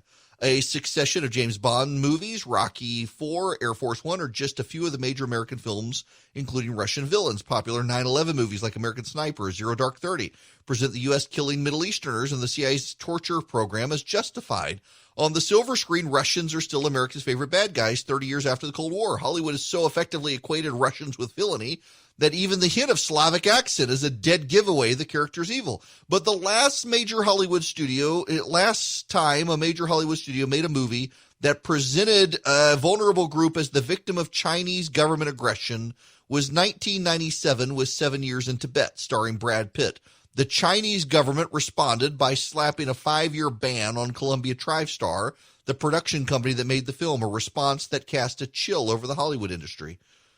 Film studios now go out of their way to ensure their movies avoid topics or depictions of China that might run afoul of Chinese censorships or Chinese censors. China's clunky censorship has caused American and global audiences to lose out on a deeper understanding of China's society, says Becky Davis, the China bureau chief for Variety. Davis points out that independent American film The Farewell, a story about the looming death of a Chinese-American family's matriarch, is an example of a movie that presents life in China and Chinese families abroad in a complex and sympathetic way. Think of all the other kinds of farewells we could have and all the other types of stories we could have. The information could flow freely. Now, there's a point in this. China right now is censoring the American box office. China right now has such a huge box office that American movie studios it pains them to offend China. Take, for example, the second Top Gun. Remember there was a patch that Maverick wore about that was pro-Taiwan. It is gone in the second Top Gun. They've removed it from his jacket. And a lot of people noticed that. There are time and again movies where the bad guys that were going to be Chinese are stripped out and replaced with someone else because Hollywood doesn't want to make China mad. Let me read you a key line again. First of all, remember that China is supposedly on pace to outmatch the American box office. Going to be a bigger box office in China. More money can be made for Hollywood film studios in China than the United States. And then there's this. The last time a major Hollywood studio made a movie that presented a vulnerable group as the victim of Chinese government aggression was in 1997 with 7 Years in Tibet starring Brad Pitt. The Chinese government responded by slapping a 5-year ban on Columbia TriStar, the production company that made the film, a response that cast a chill over the movie industry in Hollywood. And since then, Hollywood has not run any movies that depict China critically or accurately, for that matter. I raise that because there's an important point here. Disney owns ABC, and ABC produces ESPN and ABC News. CBS Viacom owns Paramount, which produces movies, and there's also a news division at CBS. NBC News and MSNBC are owned by Comcast, that also owns Universal Pictures. Disney now, of course, also owns Fox, but not Fox News. Ironically, Fox News is now the only news network that is not entangled with China. And let's not forget CNN. CNN is owned by who? Warner, which owns what? Warner Brothers. Every major news outlet in the United States, except for Fox News, every television news network, is now owned by a company that owns film industries. How much longer do you think it'll be before China decides that it's going to come after Warner because CNN mentioned the concentration camps that they're putting the Uyghur population in? How much longer do you think it's going to be? You know, ESPN worked very hard to make sure during the time that the NBA wasn't talking about Hong Kong and people were showing up at NBA games and they were holding up Stand with Hong Kong signs. ESPN went out of their way to make sure you didn't see those on TV. When someone would hold them up, the camera would immediately yank away. How long will it be before ABC News doesn't want to report on anything bad with China, so that Disney's box office is not impacted? How long will it be before Comcast starts dissuading news editors at NBC from saying anything bad about China? And frankly, right now, you also have a situation where so much of the country is hostile to President Trump, and people's politics are shaping things like their views of the presidency.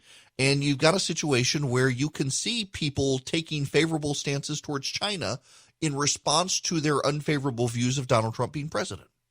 So how long before some of the news networks start running Chinese propaganda. I mean, we've already seen the Washington Post and others running China daily paid advertising segments of pro-China propaganda. They're taking money from communist China. You're seeing Confucius institutes in colleges around the country. And in fact, as reports have come out during the Trump era that aren't related to Donald Trump, but just so happen to come out from the government during the Trump era, you're seeing some colleges double down in support of their Confucius institutes, which we know from bipartisan review in the Senate Intelligence Committee are actually propaganda operations of the Chinese Communist regime. How long before you're not allowed to talk about that stuff?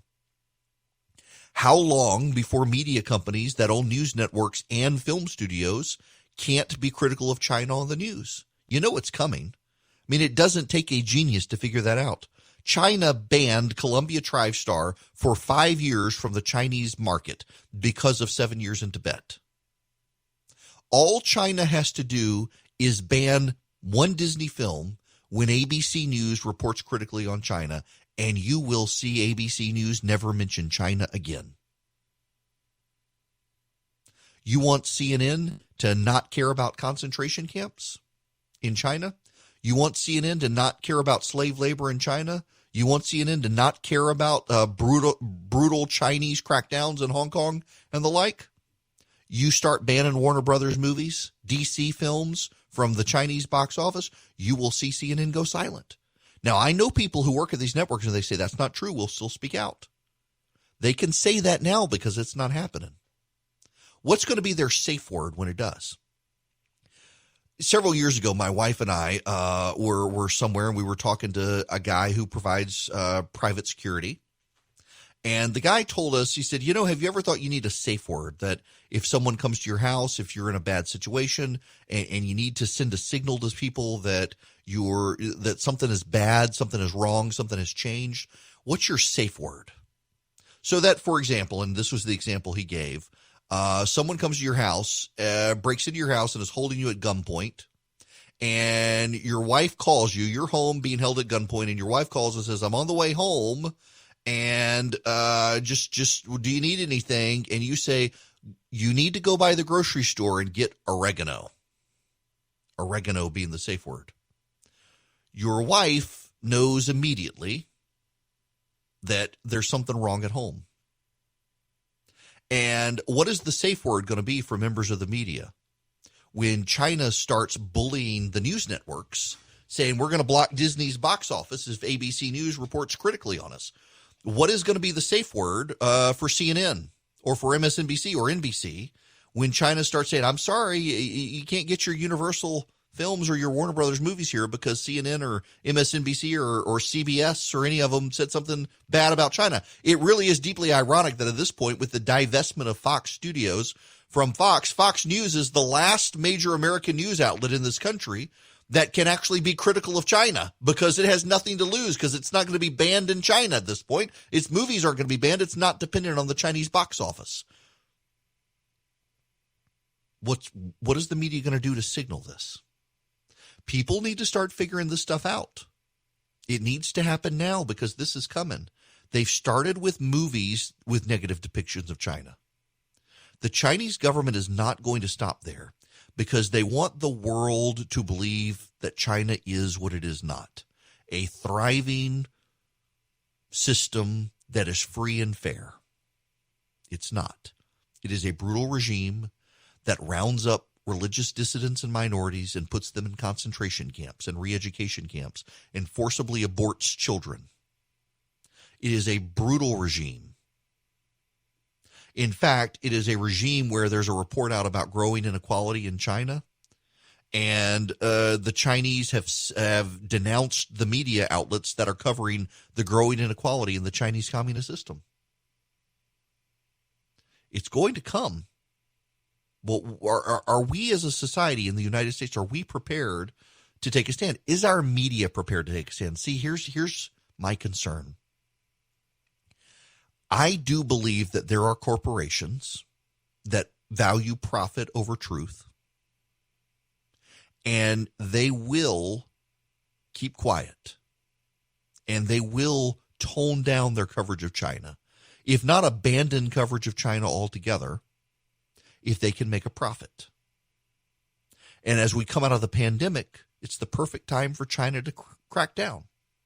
You know, Apple put a thing up on its website years ago when the NSA was going to companies and demanding access to records to try to get access to phones and private confidential stuff. Apple put up a notice on their website saying that this is their disclaimer that the government has never asked them for this stuff. And people could go to it, and as long as that was there, they knew Apple had never been probed by the federal government for this stuff. I believe that information went away a while back, which is kind of a red flag that, you know what, looks like the government came snooping on somebody and Apple had to comply. I think that happened thus far. What is the code word that these reporters who say, no, my news network's going to stand up to China. I report critically on China. I'm going to defy them and tell the truth. What will be their safe word when the Chinese come for their news network? Because it is going to happen. You mark my words.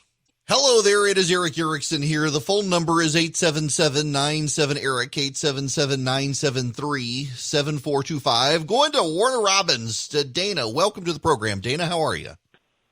Good morning, Eric. How are you doing? Good. What's going on?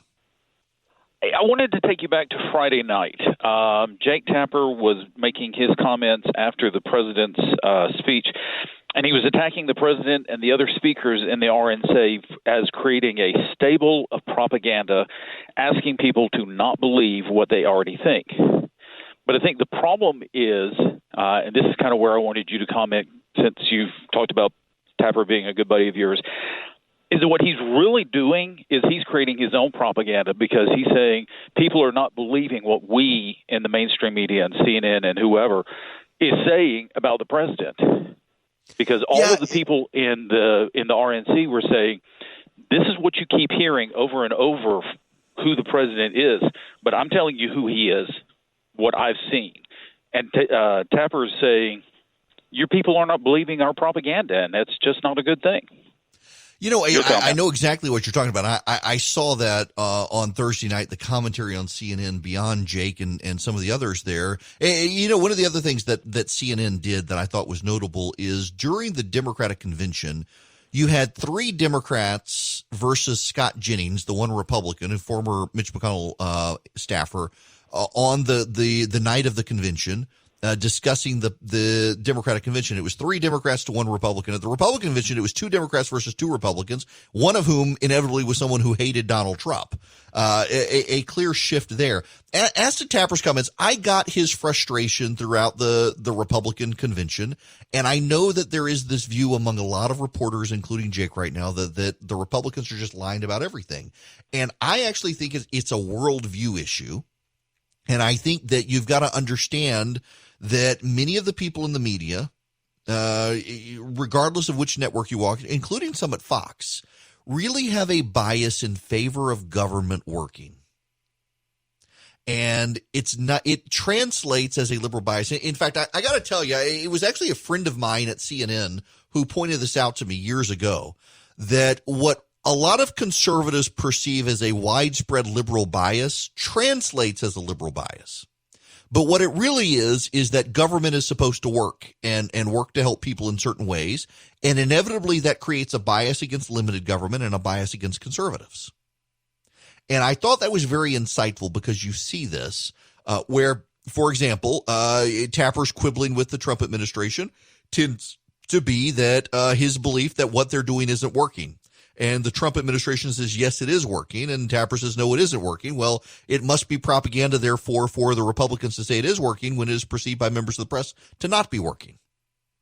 The same thing, though, holds true when you get into the Democratic Party, where when the Democratic Party tells you that the government can be grand and glorious, it's perceived as a fact by members of the media who are biased in favor of government being productive. Now, listen, Jake and I are friends. I think the world of the guy. I think he's the best reporter out there right now, frankly, he and Brett Baer.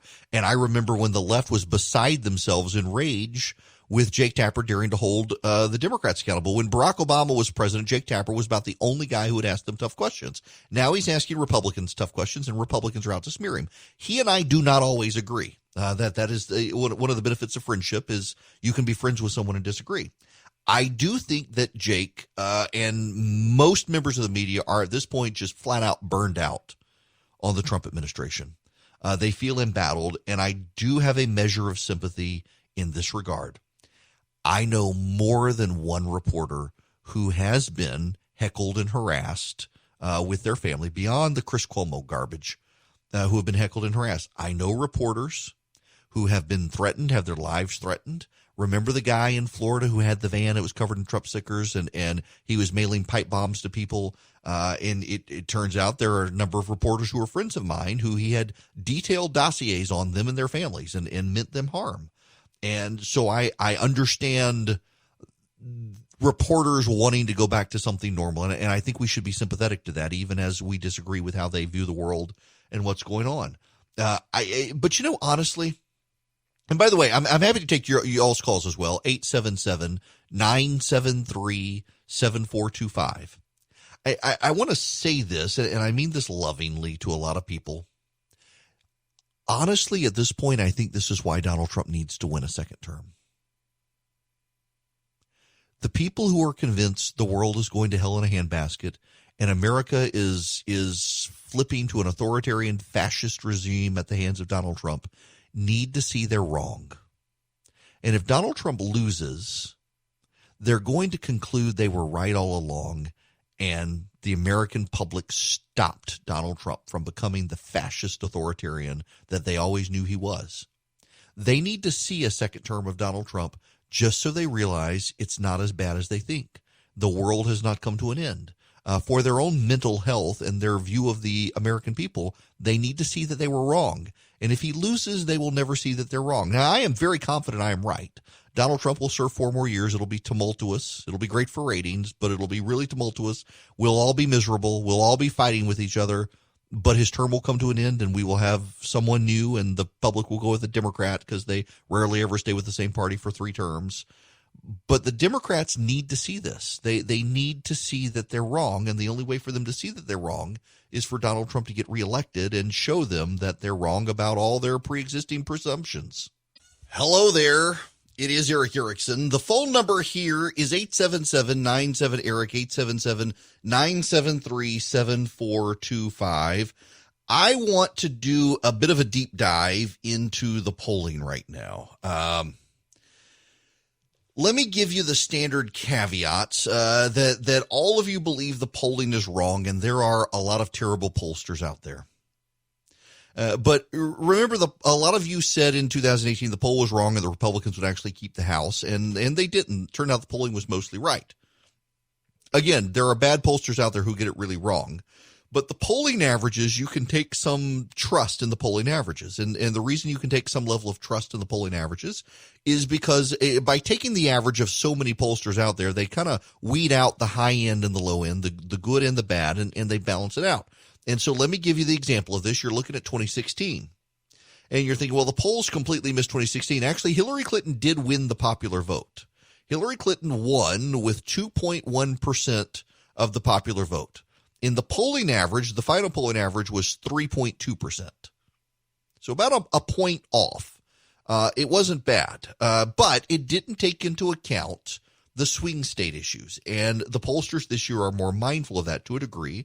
And I want to walk you through some of that so you get a sense of where we are and you get a sense of the general election and where we stand in that. Right now, in the polling average, Biden is at 6.2%. 6.2%. Now, every single person I have spoken to, including with the Trump campaign, believes something specific. That is that Joe Biden is going to win the popular vote. He will win the popular vote. The question is his win enough to shape the Electoral College? Or does the president outperform in swing states? Here is the rule of thumb from talking to multiple pollsters, Democrat, Republican, and Independent. There used to be a prevailing consensus that if you were within 3 to 4 points, the president could win. The consensus at this point is 5 points. If the national polling is within 5 points, or a state poll is within 5 points, the president could potentially carry it if it's a swing state. Joe Biden right now nationally is at 6.2%. The preponderance of the pollsters that I've talked to is that to them, their prediction would be that it will be close, but that Biden will probably win the Electoral College because he's outside the 5 percentage points. That's them. I have to tell you, though, when you delve down to the state map, there are some serious concerns with the way things are shaping, and here's why. Let's look at the polling in the battlegrounds. Now, what are the battlegrounds right now? The battlegrounds are Wisconsin, North Carolina, Florida, Pennsylvania, Michigan, and Arizona. And we have polling on those. And the polling spread is Biden at 2.7%, which means this is actually Donald Trump's race. Because every pollster I've talked to at this point does believe two things. One, Trump supporters are less likely to answer the phone if they recognize the number. Therefore, polling is being skewed towards those who don't support the president. And two, Donald Trump supporters are so antagonistic towards pollsters, they're willing to lie to the pollsters. Every pollster I've talked to across the board presumes now that about 2%. Donald Trump has a 2 to 3% point bump in the polls. So if Biden nationally is at 6 points, he's probably okay. But when you look down to the swing states that actually matter, Biden in the polling average is only 2.7%. And the polling is not detailed right now. So, for example, we've got the president ahead in North Carolina by 0.3%, Biden ahead by 3.5% in Wisconsin and Florida, ahead by 4.7 in Pennsylvania, 2.6 in Michigan, and 2.2 in Arizona. All of that can go towards the president. Now, I have tried to understand a phenomenon here because I wasn't prepared to acknowledge its existence now. And I finally have to say, having talked to plenty of experts, I do now have to say this is a real phenomenon. There are still people in this country, even though Donald Trump won in 2016 and they're on the Trump team, they're not comfortable telling people that they support the president. I had a presumption that there were some, but the question was, are there people, particularly in southern states that are pro-Trump states, are there people unwilling to acknowledge that they're unwilling to acknowledge that they're no longer Trump supporters? Every pollster I've talked to, left, right, center, independent, don't know their party, all say yes. There are people in southern states, particularly bright red states like Alabama, Mississippi, and the like, who have concluded that they can no longer support the president. They supported him in 2016, and they're not going to support him now. But they are more convinced and more focused on the fact that Donald Trump has a lot of supporters, more than that, who still won't talk to pollsters. They don't want to talk to pollsters. They don't want to admit that they're with poll. They don't want to admit that they support the president. They want nothing to do with it. And as a result, the pollsters are all very committed to the fact that about 2 to 3% of people out there are probably Trump voters, and they're not acknowledged in the polls.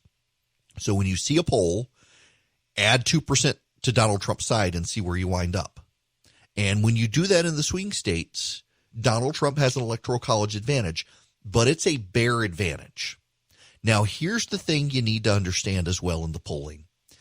Joe Biden still leads in most of the swing states, but Donald Trump got the bounce from Joe Biden's poll and from Joe Biden's convention and from Donald Trump's convention. There is a real bounce for the president of the United States, and that matters tremendously for the president and for everybody out there. You need to be mindful of the fact that he is it looks like he's in the lead at this point. The president of the United States genuinely looks like he's got an advantage, and that the president of the United States could win re-election. And more particularly that the president of the United States in the swing states of Wisconsin and Michigan and Pennsylvania and Florida is beginning to benefit by seeing these left-wing supporters melt down and burn cities. This is why the media has so aggressively pushed for Biden to come out and say something. And it's why Biden's speech was fine, but it wasn't fantastic. But the media made it out to be fantastic because the media at this point is on the Democratic side. And increasingly, Americans are mindful of that fact as well. Increasingly, America is mindful of the fact that the media does have a dog in this fight. And they're starting to tune out a lot of the media. And they're relying on social media. And that gets to the tie-in on the polling that you need to pay attention to.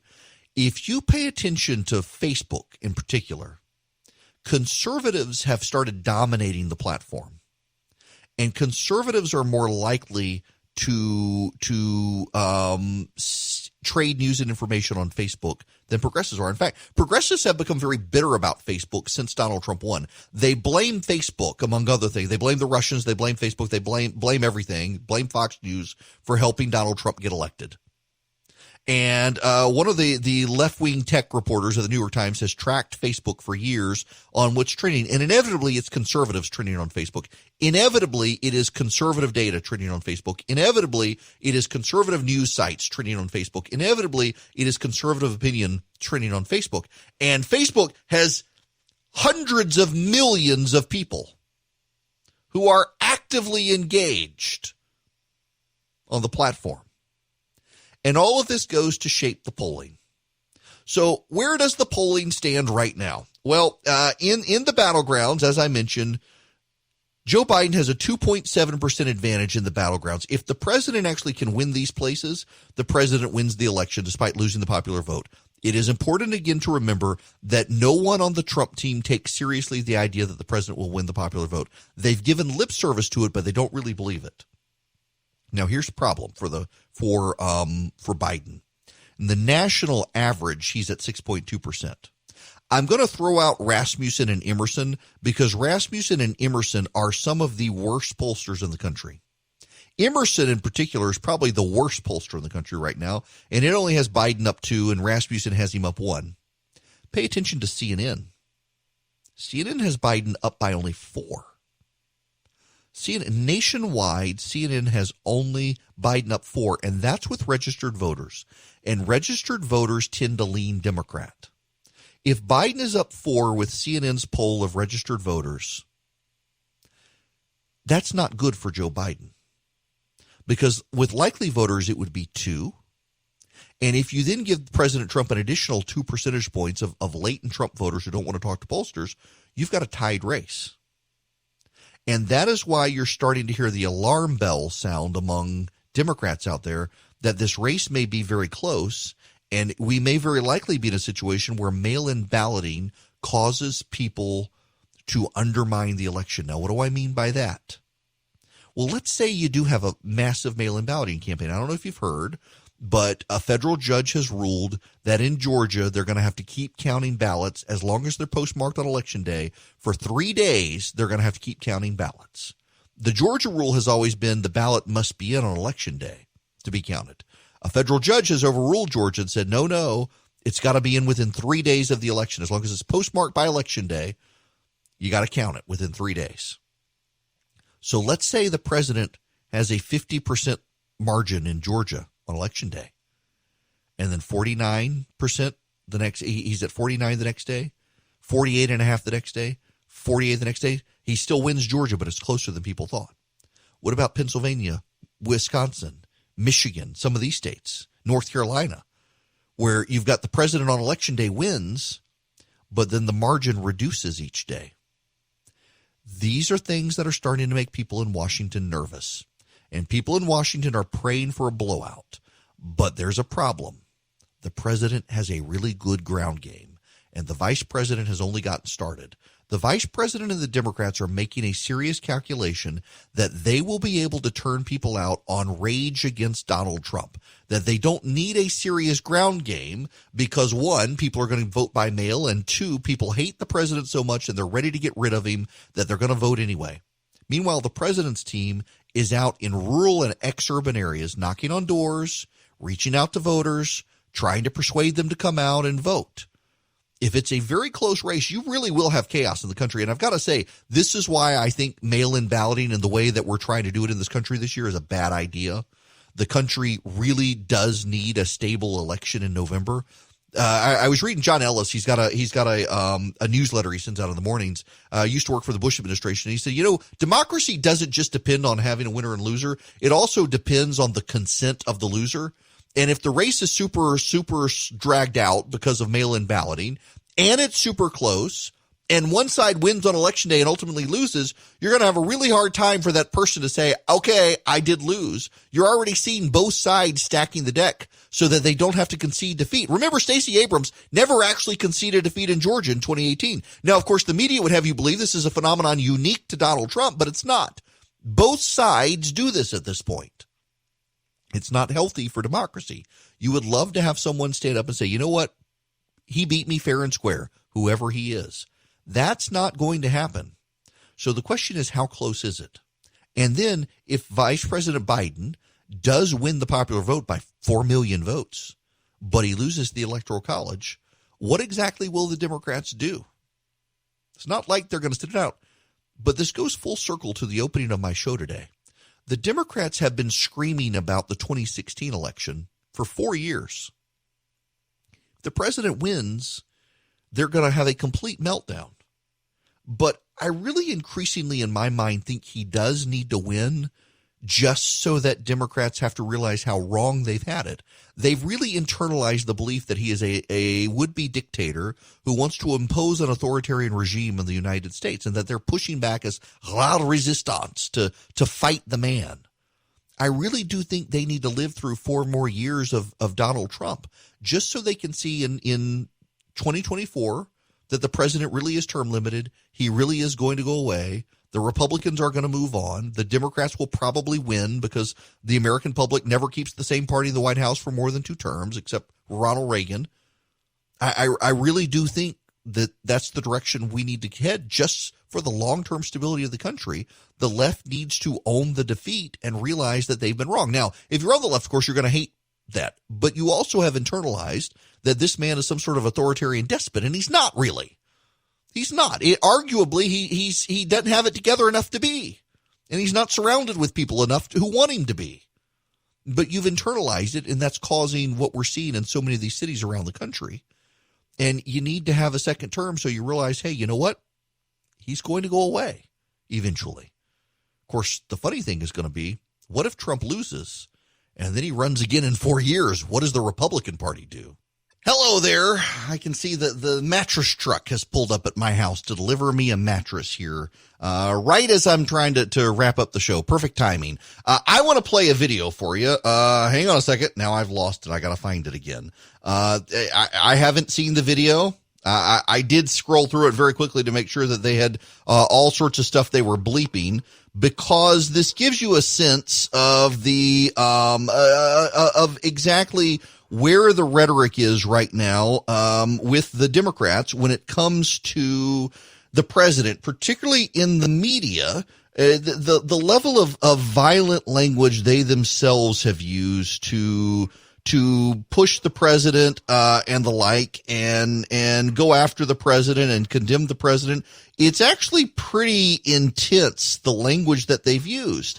And they have time and time again now criticized the president for this violent rhetoric.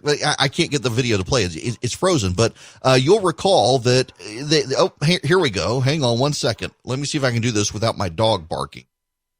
I just don't even know why there aren't uprisings all over the country, and maybe there will be. People need to start taking to the streets. This is a dictator. You know, there needs to be unrest in the streets for as long as there's unrest in our lives. Enemies of the state. Show me where it says that protests are supposed to be polite and peaceful. Do something about your dad's immigration practices, you feckless. When they go low, we kick. How do you resist the temptation to run up and wring her neck? The biggest terror threat in this country is white men, most of them radicalized up to the right. I thought he should have punched him in the face. I said, even if you lost, he insulted your wife. Yes. He came down the escalator and called Mexicans rapists and murderers. He said, well, what do you think I should have done? I said, I think you should have punched him in the face and then gotten out of the race. You would have been a hero. I'd like to punch him in the face. I said if we were in high school, I'd take him behind the gym and beat the hell out of him. punch some people in the face. When was the last time an actor assassinated a president? They're still going to have to go out and put a bullet in Donald Trump, and that's a fact. Look as his character is stabbed to death. Where is John Wilkes Booth when you need him? I have thought an awful lot about blowing up the White House. A Missouri state senator is under investigation by the Secret Service after saying she hopes President Trump is assassinated. I will go and take Trump out tonight. And if you see anybody from that cabinet in a restaurant, in a department store, at a gasoline station, you get out and you create a crowd. And you push back on them. And you tell them they're not welcome anymore, anywhere. And sadly, the domestic enemies to our voting system and our honoring our Constitution are right at 1600 Pennsylvania Avenue. They're not going to stop before Election Day in November, and they're not going to stop after Election Day. And that should be, everyone should take note of that on both levels, that this isn't, they're not going to let up, and they should not. If you think we're rallying now, you ain't seen nothing yet. I mean, that is left-wing rhetoric from Democrats and talking heads inciting violence, and yet they say it's Donald Trump. It's projection is what it is. It is. You need to be mindful that the media is in right now, and I know most of you know this with the Democrats, but they're so committed right now to the narrative, they're not actually willing to tell you the truth. And are there things the president has said and done that he shouldn't? Yeah, I agree with that. I would. But I'm intellectually honest enough to admit that. And in the media, it's all Donald Trump's fault all the time. The left has never done anything. They're blameless, et cetera, et cetera, et cetera. And that's not really what's happening in the country right now. Text the word data to 33777. Get what I wrote, where I document all the cases of left-wing extremism during the Obama years, and see for yourself. Text data to 33777. Get that now today. Read it. Share it with your friends.